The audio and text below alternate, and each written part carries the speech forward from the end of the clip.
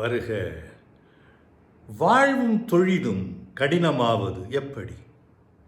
வாழ்வை எளிமையாக கடந்து செல்ல சில வழிகள் இருக்கின்றன. அவைகளை பற்றி நாம் ஒவ்வொன்றாக பார்க்கலாம். அடுத்தவரை பார்த்து தன் செயல்களை மாற்றுபவர் ஒருபோதும் வெற்றி அடையவே முடியாது. வெற்றியை ஒரே நாளில் அடையவும் முடியாது. திரைப்படங்களிலும் கதைகளிலும் வெற்றி வசப்பட்டு விட்டது என்று கத்திக்கொண்டே வருவார்கள்.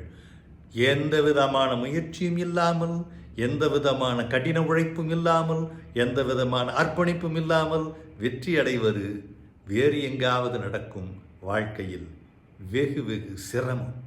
மாறாக மலையில் படிகளில் ஏறுவதைப் போல செதுக்கி முன்னேற வேண்டும்.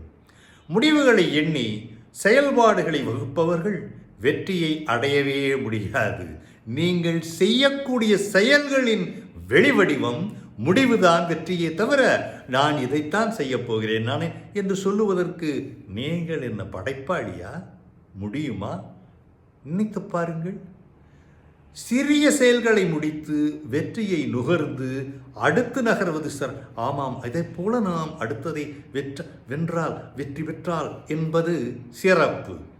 எடுத்தெடுப்பில் வெற்றி அடைவது நிகழ்வது என்பது யாரோ ஒருவருக்கு என்றோ ஒரு நாள் எப்பொழுதோ எப்படியோ நிகழ்ந்திருக்கலாம்.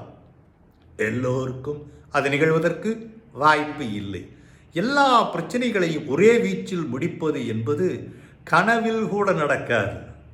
அது சந்தேகமே. ஒன்றை தேர்வு செய்து முனைப்பாக முயன்று முன்னேறும் போது நம்பிக்கையும் வலிமையும் வெற்றிக்கு கதவுகளை திறந்து வைக்கும். மகிழ்ச்சி, இன்பம் என்பது இரண்டும் வேறு வேறு. நிறைவு என்பது வேறு. நீண்டகால செயல்பாடுகளுக்கு இந்த வேறுபாடு அவசியம். நேரத்தையும் சக்தியையும் இணைத்து நீண்டகால இடங்களையும் இடர்களையும் களைந்து அடைய வேண்டிய இலக்குகளை அடைவது மிகவும் சிறப்பானதாகும்.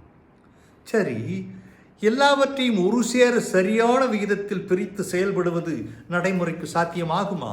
இப்படி 10%, இதில் 10% இந்த சமையல் கலைகளில் செய்கிறார்கள், அதை போல செய்ய முடியவே முடியாது.